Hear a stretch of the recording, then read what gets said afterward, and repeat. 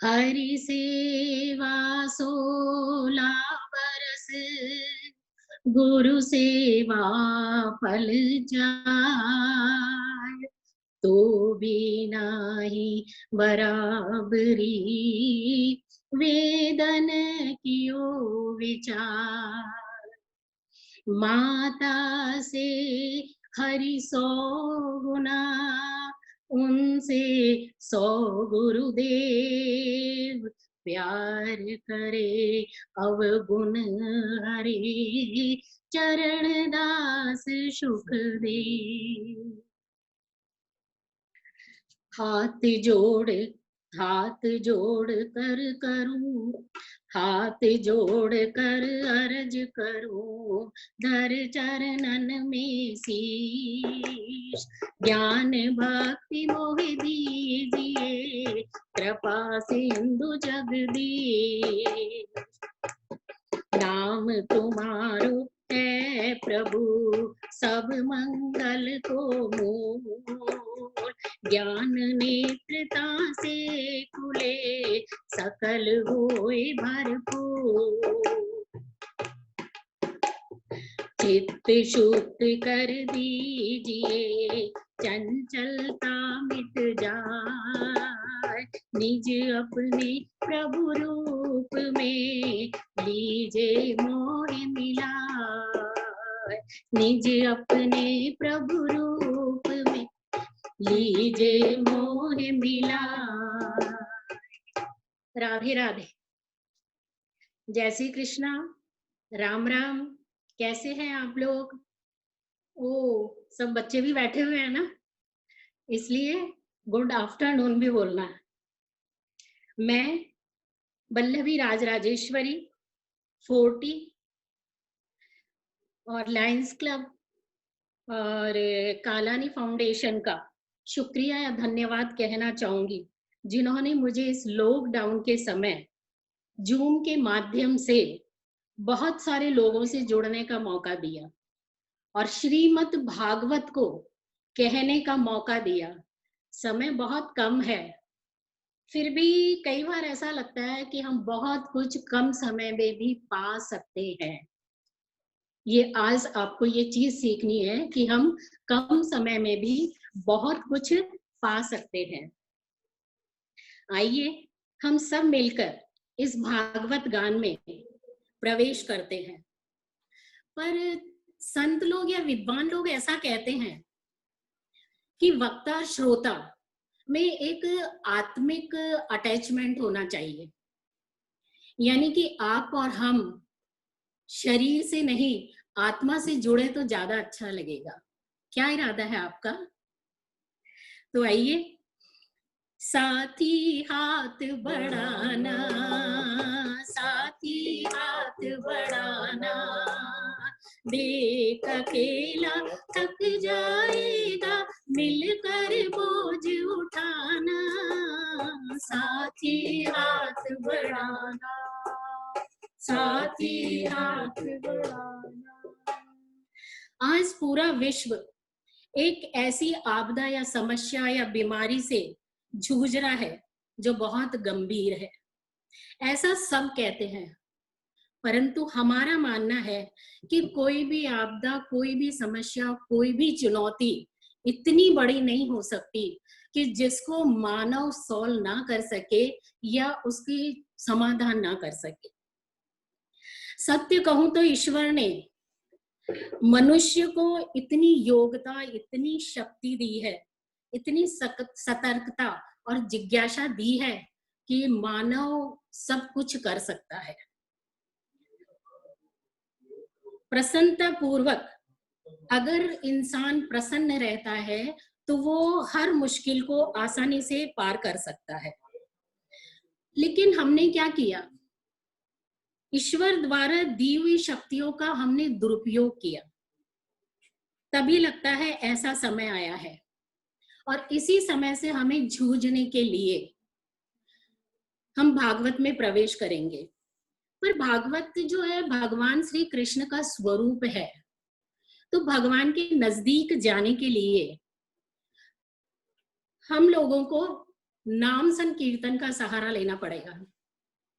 हम 2 बार केवल भगवान के नाम का संकीर्तन करेंगे, उसके बाद हम श्रीमद् भागवत में प्रवेश करेंगे, क्योंकि तब हमारा मन शुद्ध और पवित्र और सरल हो जाएगा। आत्मा तो शुद्ध और पवित्र है ही, पर मन को शुद्ध और पवित्र करना है हमें। हे गोविंद गोविंद,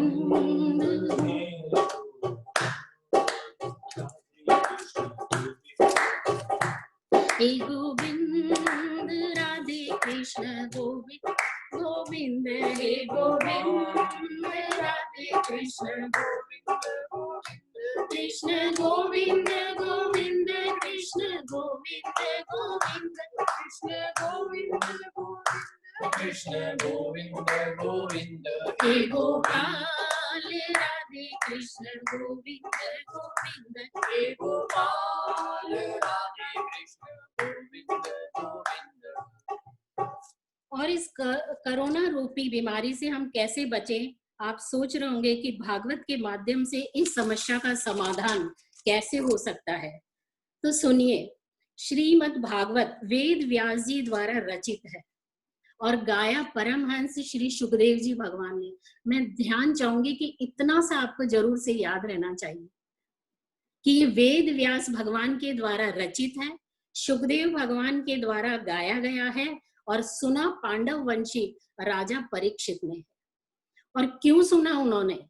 क्योंकि उनसे एक ऋषि का अपराध हो गया था, तो ऋषि के पुत्र ने राजा परीक्षित को श्राप दे दिया कि 7 दिन के बाद, आपके 7वें दिन तक्षक के डसने से आपकी मृत्यु होगी। राजा परीक्षित घबराए नहीं, गंगा के तट पर गए, अन्न जल का त्याग किया और वहां पर बैठ गए। वही श्री सुखदेव जी भगवान ने आपको श्रीमद् भागवत सुनाई है। उनसे अपराध हुआ, इसलिए उन्होंने भागवत सुनी। और शायद हमें भी लगता है कि हमसे भी पृथ्वी, जल, वायु, आकाश, अग्नि, इन सब का कुछ अपराध हुआ है, इसलिए आज हमें ये दिन देखने को मिल रहा है। इसीलिए हम भी इन समस्याओं से जूझने के लिए श्रीमद् भागवत को ही सुन रहे हैं। भागवत क्या है? बोले इसमें 12 स्कंद हैं, 335 अध्याय हैं, 18,000 श्लोक है और ये भगवान श्री कृष्ण का शब्द रूपी विग्रह है। भगवान की मूर्ति मंदिर में मूर्ति के रूप में विराजमान होती है, पर ग्रंथों के अंदर भगवान शब्द रूप में विराजमान होते हैं। जब भगवान श्री कृष्ण इस धराधाम से जाने लगे थे, तो उन्होंने अपने सखा उद्धव जी को बोला था कि हे उद्धव, मेरा समय पूरा हो गया, अब मैं अपने धाम जा रहा हूं, बैकुंठ गोलोक। तो बोले आप जा रहे हो, पर दुनिया के लोग आपको कैसे स्वीकार करेंगे? तो भगवान बोलते हैं कि हे उद्धव, मैं अपना तेज श्रीमद् भागवत में छोड़ के जा रहा हूं, इसीलिए इसको श्री कृष्ण का स्वरूप माना गया है। आध्यात्म एक ऐसा विषय है जो श्रद्धा और विश्वास का है भाई। अगर आप श्रद्धा और विश्वास से इसको मानते हैं, तो आप जब भी इसको अपनी छाती से लगाएंगे या आलिंगन करेंगे या अपने सर पे इसको बैठाएंगे, तो ये पक्का दावा है कि आपको ईश्वर का एहसास होगा होगा और होगा। श्री वेद व्यास जी ने, अच्छा प्रश्न ये भी उठता है एक कि भागवत ही क्यों पढ़े या क्यों सुने? तो वेद व्यास जी ने 4 वेद बनाए, 6 शास्त्र बनाए, उपनिषद बनाए बहुत सारे, 18 पुराण बनाए, गीता, रामायण, महाभारत, इतना कुछ बनाया। तो क्या हम एक जीवन में ये सब कुछ पढ़ सकते हैं या सुन सकते हैं? आप जो भी लोग 60-70 साल के सीनियर सिटीजन हैं, उनसे ही पूछना चाहूंगी कि उन्होंने अब तक कितने ग्रंथ पढ़ लिए, कुछ लोगों को छोड़ के। बहुत कम लोग हैं ऐसे जिन्होंने रामायण, भागवत, गीता, ये 2-4 ग्रंथ पढ़े हैं, बाकी ग्रंथ बहुत सारे हैं। तो वेद व्यास जी ने सारे वेदों का, इनका सबका जितने भी ग्रंथ हैं, उनका सार जो है श्रीमद् भागवत के अंदर भर दिया। इसीलिए कलयुग के लोग अगर केवल श्रीमद् भागवत को सुन लेते हैं, पढ़ लेते हैं और अपने जीवन में उतार लेते हैं तो उन्हें जीवन जीने की कला आ जाएगी भाई। बहुत सालों पहले भागवत क्या है, बहुत साल पहले हर वस्तु अलग अलग बाजार में मिलती थी। जयपुर में जैसे ठठेरों का बाजार था, वहां बर्तन मिलते थे, याद है आप लोगों को? भूल गए होंगे वैसे तो, पर खाली वहां बर्तन मिलते थे। पर अब सब वस्तुएं कहाँ मिलती हैं? मॉल में। तो वो भौतिक मॉल है, पर ये जो है श्रीमद् भागवत, ये आध्यात्मिक मॉल है। इसमें रामायण, गीता, महाभारत सब कुछ भरा हुआ है। हम इसको जब जब पढ़ते हैं, हमारे पूरे 350 जो करोड़ रोम है वो सब खिल जाते हैं कि वेद व्यास जी ने सिर्फ एक ग्रंथ में कितना कुछ भर दिया। ताज्जुब होता है बहुत।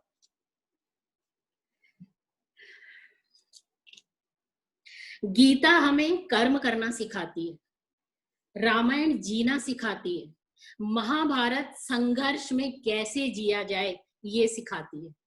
आप लोग अभी दूरदर्शन पे रामायण महाभारत ये देख ही रहे होंगे, पांडवों को कितना संघर्ष करना पड़ रहा है, तो उसी संघर्ष में आप और हम भी जी रहे हैं। तो महाभारत संघर्ष और चुनौतियों में रहना सिखाती है, और भागवत जो है कर्म करना भी सिखाती है, जीना भी सिखाती है, और भाई मरने की तैयारी भी करवाती है।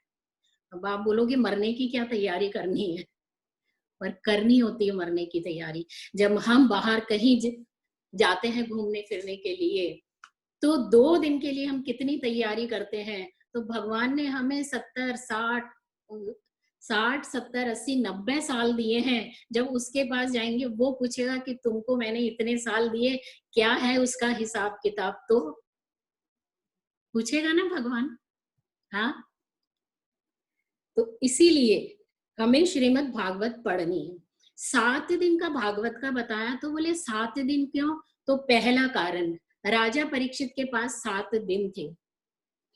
हमारे शरीर में 7 चक्र हैं, 7 ही रंग हैं, 7 ही सुर हैं, और 7 ही दिन है।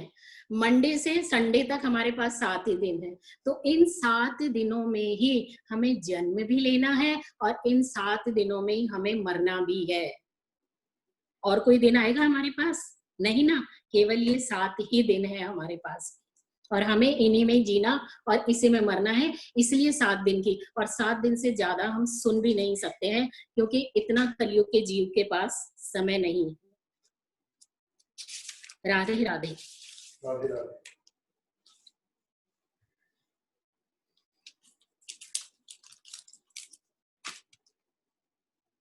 गोविंद मेरो है, गोपाल मेरो है, गोविंद मेरो है, गोपाल मेरो है, श्री बाके बिहारी नंद लाल मेरो है, श्री बाके बिहारी नंद लाल मेरो है, गोविंद मेरो है, गोपाल मेरो है, गोविंद मेरो है, गोपाल मेरो है। आइए भागवत के प्रथम स्कंद में प्रवेश करते हैं। जैसा कि आपको बोला था कि 12 स्कंद हैं, 335 अध्याय हैं, और 18,000 श्लोक हैं, और 2 महात्म्य बताए गए हैं। पहला महात्म्य पद्म पुराण से लिया गया है, जिसमें 6 अध्याय हैं, जिसमें भक्ति, ज्ञान और वैराग्य की कथा है। अजामिल, धुंधकारी, आत्मदेव और गौकरण जी की कथा है, और गौकरण जी के माध्यम से बच्चे का जन्म कैसा हो, गर्भ अवस्था कैसी हो, गर्भ संस्कार कैसा हो, ये सब कुछ आत्मदेव की कथा में बताया गया है। एक अध्याय के माध्यम से सप्ताह यज्ञ की विधि बताई गई है कि वक्ता कैसा हो और श्रोता कैसा हो। पहले स्कंद के अंदर 19 अध्याय है, जहां प्रभु की लीलाओं का महत्व बताया गया है। प्रभु की लीलाओं को गाकर अपने, कथा का क्या मतलब है, तो बोले कथा जो जीव की व्यथा का हरण कर ले, उसको कथा कहते हैं। प्रभु की भक्ति कैसे की जाए, और भक्ति योग का वर्णन भी पहले स्कंद में किया गया है। और इसी स्कंद के अंदर 11 अध्याय के अंदर महाभारत का युद्ध भी बताया गया है। और हम बोलते हैं महाभारत के महाभारत से बच्चे कैसे पाले जाएं ये बताया गया है। 100 कौरव थे, 5 पांडव थे। कौरव महल में पले, शकुनी का साथ मिला, इसलिए वो गलत रास्ते पे चले। पांडव जो है जंगल में पले, ऋषियों के यहाँ आश्रमों में पले और कड़क अनुशासन में पले, तो उन्होंने धर्म को पकड़ा और श्री कृष्ण ने उनका साथ दिया। इसलिए कहते हैं कि महाभारत बच्चे पालना सिखाती है। हम कोशिश करेंगे कि हर प्रसंग को गृहस्थी से जोड़कर चले, और इस भागवत के गाने का यही खास वो लक्ष्य है। इसी के अंदर ही परीक्षित का भी बताया गया है, परीक्षित का प्राकट्य बताया, सुखदेव जी का आकर उनको कथा सुनाना बताया है। यहाँ पहले स्कंद का जो है विश्राम हो रहा है। बोलिए सुखदेव भगवान की जय। दूसरे स्कंद में प्रवेश कर रहे हैं जहाँ 10 अध्याय बताए गए हैं। वैसे तो ये ग्रंथ बहुत विराट है, तो दूसरे अध्याय में भी विराट स्वरूप का वर्णन बताया गया है। ध्यान की विधि बताई गई है कि ध्यान के माध्यम से ईश्वर को पाया जा सकता है। पर हमारा ये विचार है कि आज के युग में हमारा आचार, विचार और आहार तीनों ही सही नहीं है, इसलिए ध्यान बहुत मुश्किल है। इसलिए केवल नाम संकीर्तन करेंगे, भगवान का नाम स्मरण करेंगे और इन ग्रंथों को पढ़ेंगे तो निश्चय हमारी उन्नति जरूर होगी, जरूर होगी। ब्रह्मा जी को चतुर्श्लोकी भागवत बताई गई नारायण जी के द्वारा। कोशिश करूं आपको कि अगर ये भागवत का मतलब क्रम क्या है वो भी बता देती हूँ कि भगवान नारायण ने ब्रह्मा जी को सुनाई, ब्रह्मा जी ने अपने मानस पुत्र नारद जी को सुनाई, नारद जी ने वेद व्यास जी को सुनाई, वेद व्यास जी ने जो है अपने पुत्र श्री सुखदेव जी को, सुखदेव जी ने राजा परीक्षित को सुनाई, और परीक्षित के बाद 200 साल के बाद गौकर्ण जी ने अपने भाई के लिए जो प्रेत योनि में था, गलत आदतों से था, उसको मुक्ति दिलाने के लिए सुनाई। उसके बाद भागवत ग्रंथ को बंद कर दिया गया, क्योंकि अब इसके न सुनने वाले थे और न गाने वाले थे। 535 साल पहले आचार्य महाप्रभु श्री वल्लभाधीश जी हुए, जो वल्लभ कुल के आचार्य हुए, उन्होंने इसे वापस खोला और इसका प्रचार और प्रसार किया। आपने 84 यानी 84 बैठक बना के और वहां हर जगह भागवत का गान किया।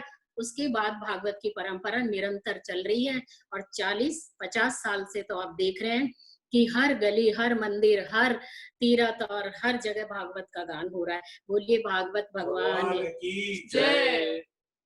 आइए तीसरे स्कंद में प्रवेश करते हैं। बहुत दौड़ रहे हैं तो मन को सतर्क रखिएगा, दिल और दिमाग सहज रखिएगा ताकि आसानी से उतर सके ये हमारे अंदर। तीसरे अध्याय स्कंद के अंदर 33 अध्याय है, जिसमें विदुर जी, मैत्रेय जी और उद्धव जी का प्रसंग है। जहां 2 संत या 3 संत मिलते हैं तो केवल और केवल सत्संग और आध्यात्मिक की चर्चा होती है। आप और हमारे जैसे गृहस्थ, बिजनेसमैन या दोस्त मिलते हैं तो संसार की और बिजनेस की चर्चा होती है या एक दूसरे की बात करते हैं। तो हमें ये संतों से सीखना चाहिए।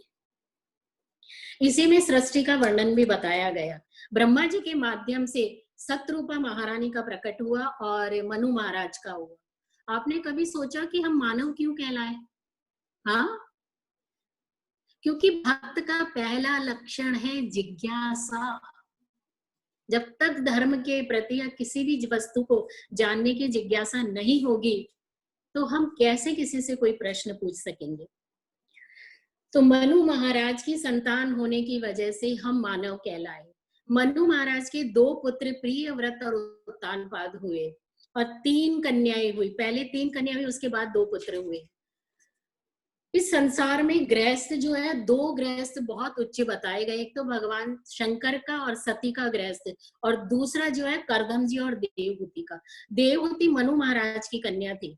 देवहूति और करदम जी का विवाह होता है, इनके यहाँ 9 कन्या होती है और कपिल भगवान का प्राकट्य होता है। बोलिए कपिल भगवान की जय। अब आप ताज्जुब करेंगे कि हम आज के प्रसंग के हिसाब से बोलते हैं कि स्कूलों के अंदर और बच्चों के अंदर सेक्स की शिक्षा होनी चाहिए, पर इस तीसरे स्कंद के अंदर कपिल भगवान अपनी माँ को ब्रह्म तत्व का ज्ञान दे रहे हैं और बता रहे हैं कि बच्चा कैसे पैदा होता है, ये भी बताया गया है। पर ये इतना हम डिटेल में बता नहीं सकते आपको, क्योंकि 7 दिन की कथा को 1 घंटे में बोलने की कोशिश कर रहे हैं, इसलिए इतना डिटेल में नहीं बताएंगे। तो कपिल भगवान ने अपनी माँ को उपदेश दिया और माँ ने उपदेश को सुना और माना। कपिल भगवान अंतर ध्यान हो गए हैं। देवहूति जो एक नदी के रूप में परिणित हो गई है, जो गुजरात के अंदर आज भी सिद्धपुर में बह रही है। आप भागवत के कहने से वहां नहीं जाएं, पर अमिताभ बच्चन आपको बार बार बुला रहा है, कुछ दिन तो गुजारिए गुजरात में। तो हमारे कहने से नहीं, भागवत के कहने से नहीं, पर अमिताभ बच्चन के कहने से तो गुजरात जाइए और सिद्धपुर जाकर अपनी माँ के नाम से कुछ दान दक्षिणा या तर्पण वगैरह जो भी करना है वो जरूर से करिए। बोलिए कपिल भगवान की जय। आइए चौथे स्कंद में प्रवेश करते हैं, जहां पर 31 अध्याय है।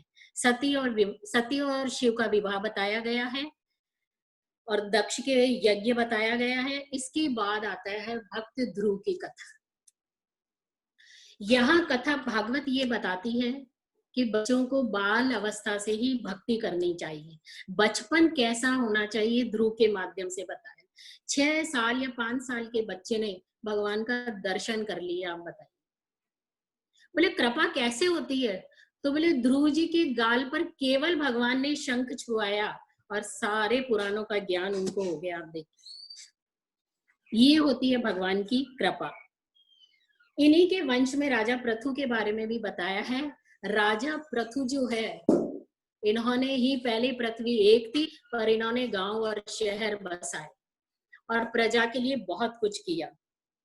यहाँ भागवत का महत्व ही बताया। क्यों? क्योंकि राजा पृथु ने भगवान ने वर मांगा, तो बोले वर मांगिए। बोले क्या? तो बोले केवल मैं 10,000 कान चाहता हूँ ताकि आपकी कथाओं को सुन सकूं। सोचिए भागवत का कितना महत्व है कि एक राजा 10,000 कान मांग रहा है। इसका मतलब ये नहीं है पूरे शरीर में कान लगा दिए जाए, नहीं नहीं, 2 कान में 10,000 कान की शक्ति भर दी जाए ताकि हर वक्त एवरी टाइम भागवत को सुना जा सके। आइए 5वें स्कंद में प्रवेश करते हैं, जहां मनु महाराज के बड़े पुत्र प्रिय व्रत का वर्णन है। आपने एक रथ बनाया 7 घोड़ों का और पूरे विश्व में चक्कर लगाया। 7 समुद्र बनाए और 7 द्वीप बनाए, जो आज आपकल द्वीपों के अंदर हनीमून मनाने के लिए जाते हैं, वो प्रिय व्रत जी के बनाए हुए। इसके अंदर ऋषभ देव जी का वर्णन है। ऋषभ देव जी कौन है? ये प्रिय व्रत के पोते हैं और इन्हीं से जैन धर्म चला है। ऋषभ देव के 100 पुत्र हुए, जिनमें सबसे बड़े पुत्र का नाम भरत बताया और उसी से हमारे इस देश का नाम भारत वर्ष पड़ा। बोलिए भारत माता की जय। मेरा भारत महान, जहाँ डाल डाल पर सोने की चिड़िया करती है बसेरा, वो भारत देश है मेरा, वो भारत देश है मेरा। जहाँ डाल डाल पर सोने की चिड़िया करती है बसेरा, वो भारत देश है मेरा, वो भारत देश है मेरा। जहाँ सत्य अहिंसा और धर्म का पग पग लगता डेरा, वो भारत देश है मेरा, वो भारत देश है मेरा। जय भारती जय भारती जय भारती जय भारती। इसी 5वें स्कंद के अंदर नरकों का भी वर्णन किया गया है। 28 नरक बताए गए हैं। 28वां नरक यही है मृत्यु लोक, जिसमें आप और हम रह रहे हैं। कुछ कर्मों का भोग हमें इसी जन्म में मिलता है और कुछ कर्मों का भोग भगवान अपने हिसाब से देते हैं। कब देना और कब नहीं देना ये भगवान पे डिपेंड करता है, पर भगवान मतलब गलत कर्म करें या भगवान ने किया ऐसा कुछ नहीं, कर्म अच्छे बुरे हम खुद करते हैं। राजा परीक्षित कर्म नरकों का नाम सुन के घबरा गए, तो सुखदेव जी भगवान बोलते हैं घबराओ नहीं, नरकों का भी इलाज बताया गया है। छठे स्कंद में प्रवेश कर रहे हैं जब 19 अध्याय बताए गए हैं। 3 अध्याय के अंदर अजामिल की कथा है। पूरी अजामिल ने जो है अपनी जवानी तो बहुत अच्छे से धर्म कर्म और जिज्ञासा पुराण गान पूजा पाठ में बिताई, पर एक गलत आप लोगों का ध्यान चाहूंगी, मी लॉर्ड सुन लीजिए अच्छे से, कि अजामिल ने केवल एक दृश्य गलत देखा था।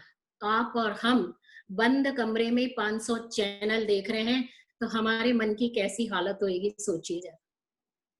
अजामिल गलत एक दृश्य देखकर और एक वैश्या को घर ले आता है और अपने जो बच्चे पत्नी होता है उनको छोड़ देता है। ये गलत काम हुआ उनसे। उन्होंने अपने सबसे छोटे पुत्र का नाम जो है नारायण रखा। जब वो बीमार होते हैं और बीमार ज्यादा हो जाते हैं, सांस रुक जाती है, तो वो अपने छोटे पुत्र का नाम ही पुकारते हैं, नारायण नारायण नारायण। जैसे नारायण को पुकारते हैं तो भगवान के पार्षद आ जाते हैं और यम के दूत भी आ जाते हैं, क्योंकि उसने बहुत सारे पाप किए थे। यम के दूतों में और भगवान के पार्षदों में बात होती है और जीव ये सब सुनता है। आप गौर कीजिए, कभी हमारे घर में कोई बीमार होता है, जान पहचान में बीमार होता है, अनकॉन्शियस आदमी होता है, तो वो सब अपनी पूरी जीवन की टीवी के माध्यम से एक तरह सब कर्म देखता है कि मैंने क्या कर्म किए, वो ही अजामिल देखता है। अजामिल को भगवान माफ करते हैं और 15 साल अजामिल भगवान का नाम जप के हरिद्वार में रहकर और भगवान के धाम को जाता है। ये भगवान के नाम के महत्व बताया गया है। इसी अध्याय के अंदर कश्यप ऋषि होते हैं, उनकी 2 पत्नियां हैं, अदिति और दीति। दीति से 2 राक्षस होते हैं, हिरणाक्ष हिरण्यकश्यप, और अदिति से देवता होते हैं।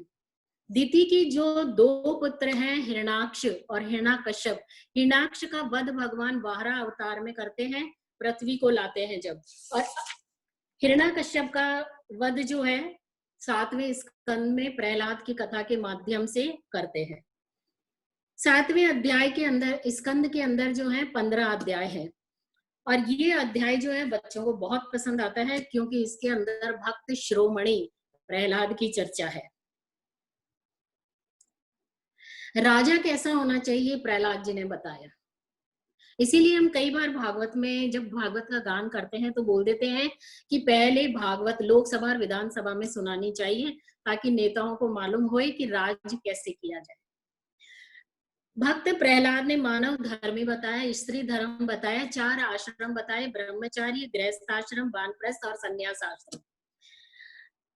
मानव सेवा क्या है बोले, ये सब कुछ बताया। स्त्री धर्म बताया, गृहस्थ में मोक्ष कैसे लिया जाए ये भी बताया। तो बोले मोक्ष 2 शब्द हैं, मो का क्षय कर दीजिए तो अपने आप ही हम मुक्ति हो जाएंगे। बोलिए भक्त और भगवान की जय। आइए 8वें स्कंद में प्रवेश करते हैं। धन्य है सनातन धर्म, जिसमें हाथी के द्वारा हमें मोक्ष प्राप्ति की कथा बताई। 3 अध्याय के अंदर 28वें अध्याय के अंदर 24 अध्याय है। 3 अध्याय के अंदर है गज और ग्राह की कथा बताइए। एक हाथी के माध्यम से बताया है कि संसार में हाथी जीव है, उसका परिवार ही हमारा परिवार है, और एक वो सरोवर में नहाता है, तो वो सरोवर संसार है, और उस सरोवर में एक मगर है जो हाथी का पैर पकड़ लेता है, तो वो मगर काल है। संसार में रहते रहते जब 60-70 साल हो जाते हैं तो हमारे पैर चलना जवाब देना मतलब चलने के लिए जवाब देना बंद कर देते हैं। इसका मतलब हम मृत्यु की तरफ जा रहे हैं, या मगर हमें पकड़ रखा है, तो ईश्वर की तरफ आ जाइए। राधे राधे। यही उसकी कथा है, हाथी और उसकी। 10 अध्याय के अंदर समुद्र मंथन बताया गया है, देवताओं और दैत्यों का। पर आप सोचिए कि जब हम कथा सुनते तो हम ये बोलते हैं समुद्र मंथन हमें तो नहीं करना, हम 1 किलो दही को बिलोले वही बहुत बड़ी बात है हमारे लिए, वही हमसे आज बिलोया नहीं जा रहा, हम मिक्सी में बिलो रहे हैं, हम बताइए बिलो रहे ना मिक्सी में? अरे हाँ ना तो बोलो। ओ, मुझे सुनाई नहीं दे रहा ये बात, मेरी आवाज केवल आप तक आ रही होगी, आपकी आवाज मुझ तक नहीं आ रही है। तो जब हम 1 किलो दही नहीं बिलो सकते हैं तो समुद्र मंथन कैसे कर सकते हैं? अरे भाई, हमें समुद्र मंथन नहीं करना है, हमें अपने मन का मंथन करना है। रात को जब सोए तो अपने मन का मंथन करें कि आज मुझसे कितनी गलती हुई, आज मैंने कितना अच्छा काम किया, आज मैंने किसका मन दुखाया, आज मैंने किसी के लिए क्या अच्छा किया, आज के दिन मैंने किसी के चेहरे पे कितनी मुस्कान दी। ये बैलेंस कीजिए, ये समुद्र मंथन है। बोले राजा बलि के द्वारा वामन भगवान का भी बताया गया है। वामन भगवान ने केवल 3 पग भूमि मांगी। बोले क्यों?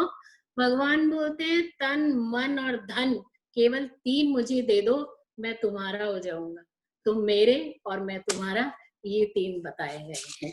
यहाँ 8वां स्कंद विश्राम ले रहा है और हम 9वें स्कंद में प्रवेश कर रहे हैं।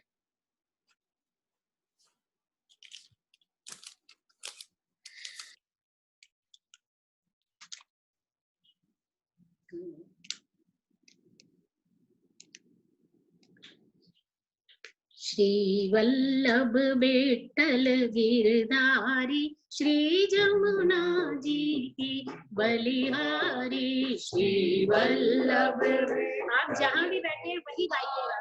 जमुना जी की बलिहारी, श्री वल्लभ विठ्ठल गिरधारी, श्री जमुना जी की बलिहारी, श्री वल्लभ विठ्ठल गिरधारी, श्री यमुना जी की बलिहारी, वल्लभ विठ्ठल गिरधारी, श्री यमुना जी की बलिहारी। आइए 9वें स्कंद में प्रवेश करते हैं जहाँ 24 अध्याय है। 12 अध्याय के अंदर सूर्य का वर्णन किया गया है और 24 अध्याय के अंदर यदुवंश यानी चंद्रवंश का वर्णन किया गया है। सूर्य वंश के अंदर जो है खड़वांक नाम के एक राजा हुए, उनके दीर्घ बाहु के दिलीप, दिलीप के अज और अज के रघु, और रघु के अज और अज के दशरथ, और दशरथ के भगवान श्री राम के रूप में प्रकट हुए। भय प्रकट कृपाला दीन दयाला कौशल्या हितकारी। ज्यादा नहीं बोल रहे, राधे राधे, पूरा नहीं बोल पाएंगे, इतना ही बोल पाएंगे। हमने रामायण वगैरह तो बहुत सुनी है। रामायण में 7 कांड बताए गए हैं। बाल कांड, अयोध्या कांड, अरण्य कांड, किष्किंधा कांड, सुंदर कांड और लंका कांड और उत्तर कांड। ये 7 कांड हैं जो राम जी का स्वरूप है। अगर हम बालक की तरह निर्मल और सहज रहते हैं तो हमें बाल कांड में प्रवेश मिलता है। जब हमारा बचपन अच्छा होता है तो हमें अयोध्या में यानी गृहस्थी में प्रवेश करने को मिलता है। अयोध्या क्या? जहाँ कोई युद्ध ना हो वो अयोध्या है। जब हम 12 महीने गृहस्थ में रहते हैं तो अरण्य कांड यानी अरण्य यानी वनवास होता है, यानी वन में जाना। तो 12 महीने जब हम गृहस्थ में रहते हैं तो 1 महीना हमें वनवास में भी रहना चाहिए, यानी तीर्थों पर जाकर रहना चाहिए। जब हम वनवास में रहते हैं तो हमारी वासनाएं, कामनाएं सब कम होती है और हमें हमारा जीवन जो है किष्किंधा कांड होता है, यानी किष्किंधा कांड में हमें प्रवेश मिलता है। किष्किंधा कांड यानी जहां पर सुग्रीव की मित्रता भगवान राम से होती है और मिलाता कौन है? ब्रह्मचारी। जब हम वनवास में ब्रह्मचारी होकर रहते हैं तो हमारी भगवान से मिलन होता है, और भगवान से मिलन होता है तो हमारा जीवन सुंदर होता है, यानी कि सुंदर कांड में प्रवेश मिलता है। जब हमारा जीवन सुंदर होएगा तो हमारे जीवन में भक्ति रूपी सीता आएगी। सुंदर कांड में सीता आती है ना, तो सीता को पराभक्ति बताया गया है, तो वो हमारे जीवन में आती है। और जब हमारे जीवन में भक्ति आती है तो हमें लंका कांड में प्रवेश करने को मिलता है। लंका कांड यानी रावण और कुंभकर्ण, इन कामों से भी हमें गुजरना पड़ेगा। और जब हम अपनी कामनाओं को, अपनी इच्छाओं को, इनको सबका त्याग कर देंगे तो हमें उत्तर कांड में प्रवेश मिलेगा, यानी कि हमारा बुढ़ापा बहुत अच्छा होगा। और हमारा बुढ़ापा अच्छा होगा इसका मतलब हमारा अगला जन्म भी अच्छा होगा। बोलिए राम दरबार की जय। अगर आपकी इजाजत हो तो थोड़ा सा कुछ बोलना चाहती हूँ। दशरथ के प्राण है राम, ये मतलब हमारी नजर में राम का महत्व बताया गया है। दशरथ के प्राण है राम, कौशल्या की भक्ति है राम, केकई का ज्ञान है राम, सुमित्रा की उपासना है राम, सीता की जान है राम, लक्ष्मण के आराध्य है राम, भरत के भगवान है राम, अरे केवट का विश्वास है राम, हनुमान के स्वामी है राम, शबरी के झूठे बेर है राम, और जटायु की सांस है राम, नहीं नहीं शबरी की श्रद्धा है राम, हम सबके प्यारे हैं राम, संसार के तारणहार है राम, अरे मर्यादा पुरुषोत्तम है राम। ये रामचरित्र बताया गया। आइए भगवान कृष्ण की तरफ यानी यदु वंश की तरफ चलते हैं। पर भगवान जो है भैया बड़े टेढ़े वाके हैं 3 जगह से, इसलिए सरलता से नहीं आ सकते हैं वो। बड़ी देर भई नंद लाला, तेरी राह तके ब्रजबाला, बड़ी देर भई नंद लाला, तेरी राह तके ब्रजबाला, बड़ी देर भई नंद लाला, तेरी राह तके ब्रजबाला। राधे राधे। चंद्रवंश का वर्णन सुनिए, जल्दी जल्दी जरा दौड़ रहे हैं। नारायण से ब्रह्मा, ब्रह्मा से अत्रेय, अत्रेय से चंद्रमा, चंद्रमा से पुरुवार राजा, पुरुवार से नहुष राजा, नहुष से है ययाति राजा, और ययाति के 6 पुत्र में एक पुत्र का नाम है यदु, और इसी यदु वंश के अंदर भगवान श्री कृष्ण का प्राकट्य हुआ है। सूरसेन एक राजा हैं जिनके पुत्र वसुदेव हैं, राजा आहुक हैं जिनके पुत्र 2 हैं, देवक और उग्रसेन। उग्रसेन के पुत्र कंस हैं, और देवक के यहाँ जो है देवकी नाम की कन्या होती है। देवकी का और वसुदेव का विवाह होता है, और इन्हीं के यहाँ भगवान श्री कृष्ण का प्राकट्य होता है। बोलिए नंद के आनंद भयो जय कन्हैया लाल की, नंद के आनंद भयो जय कन्हैया लाल की, जय कन्हैया लाल की मदन गोपाल की, जय कन्हैया लाल की मदन गोपाल की, नंद के आनंद भयो जय कन्हैया लाल की। आप लोग भी बोल रहे हैं ना, बोलिए बोलिए कन्हैया लाल की, नंद के आनंद भयो जय कन्हैया लाल की।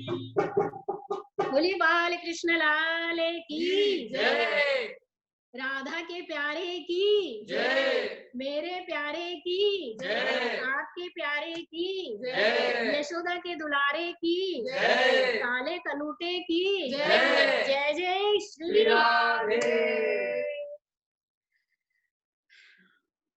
कृष्ण भगवान का प्राकट्य हुआ, ये किसी ने भी नहीं कहा, आपने नोट किया, किसी ने नहीं कहा कि नंद के यहाँ बेटा हुआ, सबने यही कहा नंद के आनंद भये। जब ईश्वर आता है तो सच कहते हैं भाई आनंद ही आता है, क्योंकि ईश्वर आनंद कंद है। 10वें स्कंद में प्रवेश कर रहे हैं जहां 90 अध्याय बताए गए हैं, पर इसे कोशिश करेंगे कि हम 4.5 या 5 मिनट में पूरा करें। राधे राधे। इसमें 90 अध्याय हैं। भगवान का जैसे ही प्राकट्य होता है नंद उत्सव खूब उत्साह से मनाया जाता है। पूतना आती है भगवान का वध करने के लिए। ये पूतना क्या है? ये अविद्या है। यहाँ बहुत बारीकी से हमें सीखना है कि पूतना अविद्या है। भगवान जीव की अविद्या यानी अज्ञान का नाश करना चाहते हैं, इसलिए पहले पूतना को भेजा। उसके बाद भगवान ने बहुत सारे दैत्यों का वध किया, यानी वध नहीं बोलना चाहिए, क्योंकि भगवान किसी को मारते नहीं हैं, भगवान सबका उद्धार करते हैं।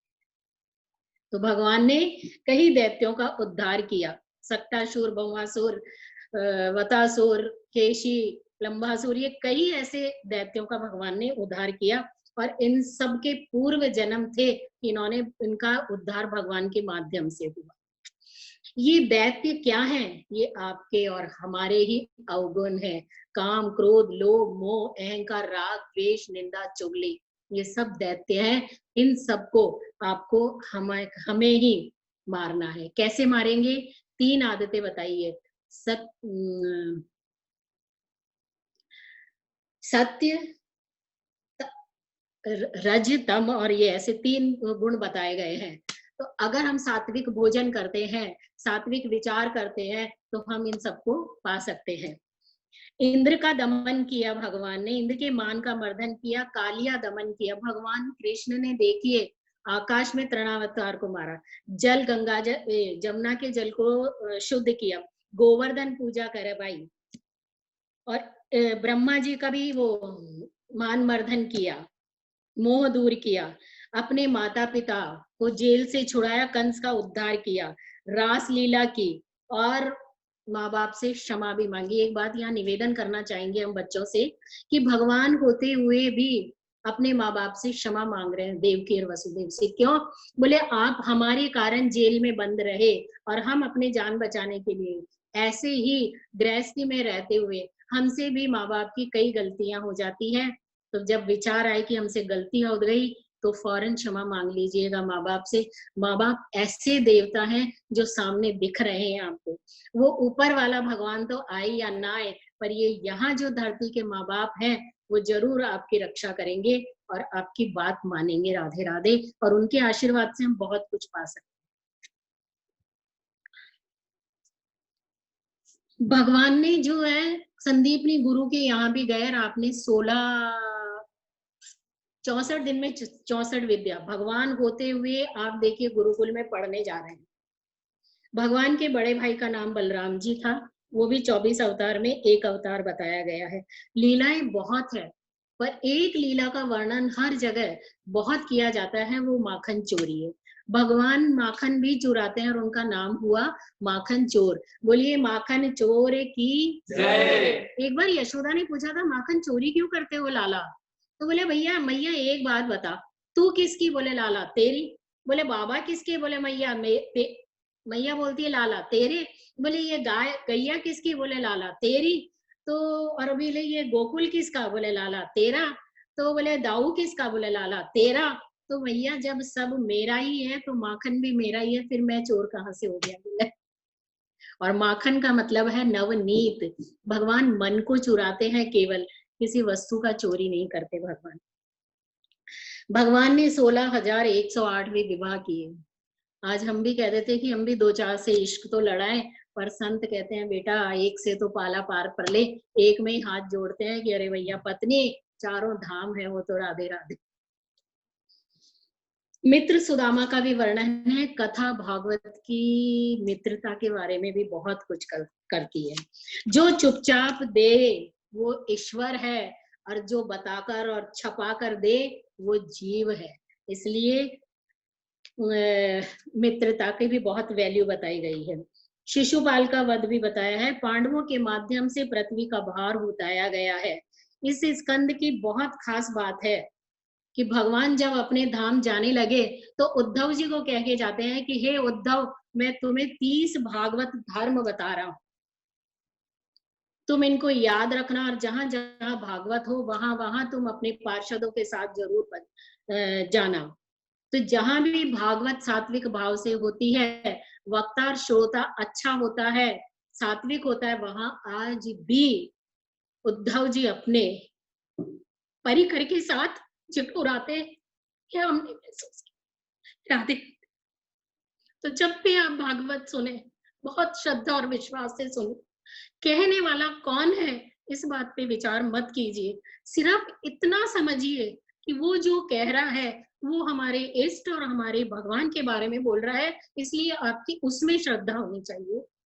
हम श्रद्धा शरीर में कर लेते हैं, वही हमसे गलती हो जाती है।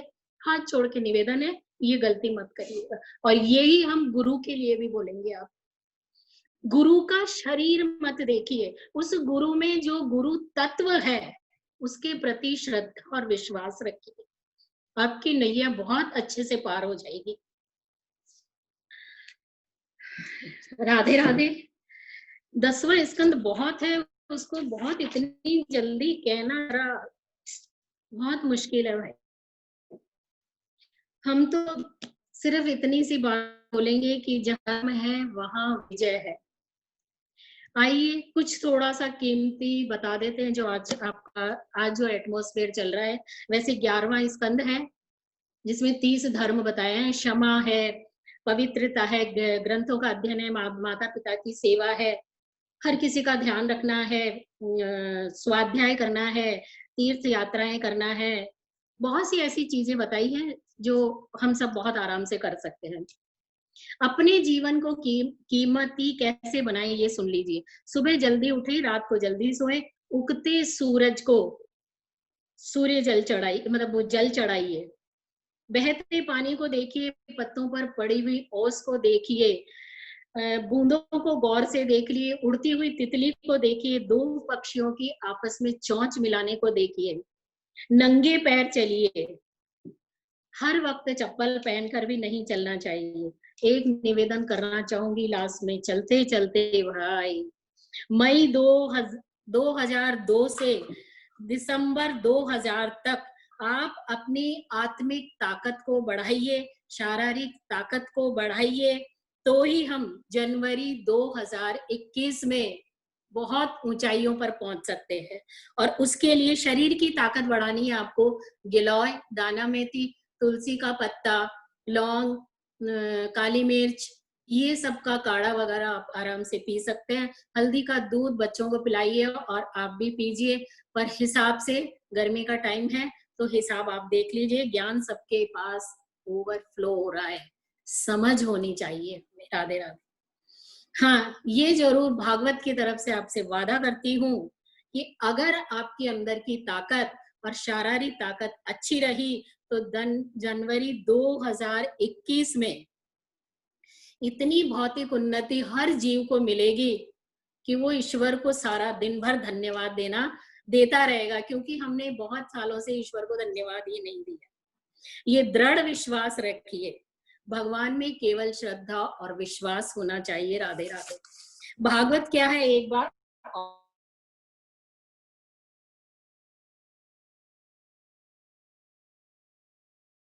और जगत जगदीश के बारे में बता दे है, जो चिंतन और करना छुड़ा दे और चिंतन करना बता दे वो भागवत है। परम सत्य से मिला दे वो भागवत है। काल से निर्भय बना दे वो भागवत है। भक्ति ज्ञान और वैराग से मिला दे वो भागवत है। विश्राम का अनुभव करवा दे वो भागवत है। भागवत वो दर्पण है जो हमें गुण और अवगुण से परिचय करवा दे। अरे भागवत का हर शब्द भक्ति, युक्ति और शक्ति से युक्त है। हर अक्षर दर्शन, अर्चन और वंदन के लायक है। अरे भागवत का स्पर्श आनंद है, मस्तक पर धारण करो तो परमानंद है, और छाती से आलिंगन करो तो ब्रह्मानंद है।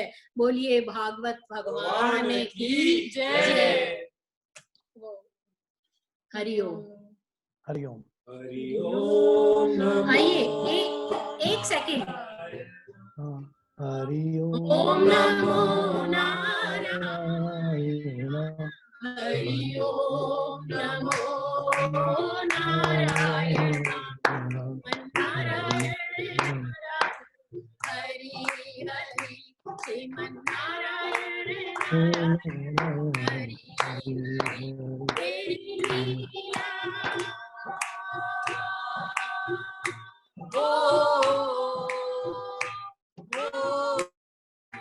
तेरी लीला सबसे न्यारी न्यारी।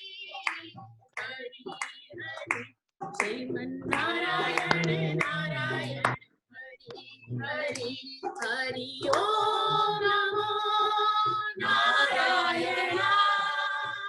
ओम नमो नारायण हरि ओम नमो नारायण। क्षमा के साथ अपनी वाणी को विश्राम। राधे राधे।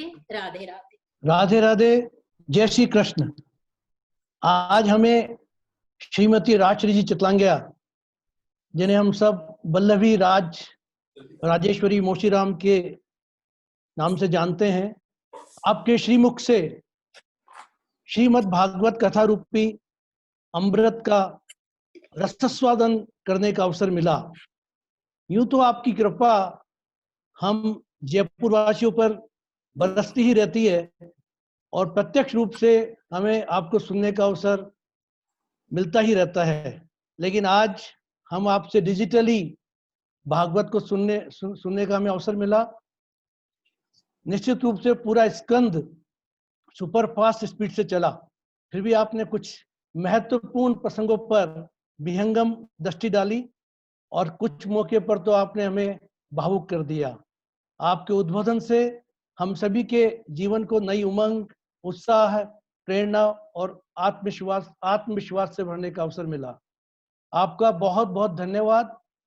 और धन्यवाद और साधुवाद विशेष रूप से आप सभी श्रोताओं का, क्योंकि श्रीमती राजश्री जी भी आ जाती, हम ये आयोजन भी कर लेते, लेकिन इतनी बड़ी संख्या में मैं देख रहा था, एक मौके पे करीब करीब 250 परिवार भागवत का रसास्वादन कर रहे थे। तो आप सबका विशेष रूप से साधुवाद कि आप सबने पधार कर और इस कथा रूपी अमृत का रसास्वादन किया। उन्हें आप सभी का बहुत बहुत धन्यवाद, बहुत बहुत साधुवाद। और विशेष रूप से धन्यवाद अंकुर चितलांगिया का, जिसने मुझे, जब मैं उनसे बात कर रहा था तो मुझे बोला और प्रपोज किया कि भाई साहब आप, मैंने कहा बिल्कुल, इससे बढ़िया मौका क्या मिल सकता है कि मामी जी को सुनने का अवसर मिलेगा। तो मैं विशेष रूप से अंकुर का बहुत बहुत धन्यवाद देता हूं। और हम सबको आपने निश्चित रूप से इस रसास्वादन का अवसर दिया है, तो बहुत बहुत धन्यवाद, बहुत बहुत साधुवाद। आप सभी का बहुत बहुत आभार। जय श्री कृष्ण।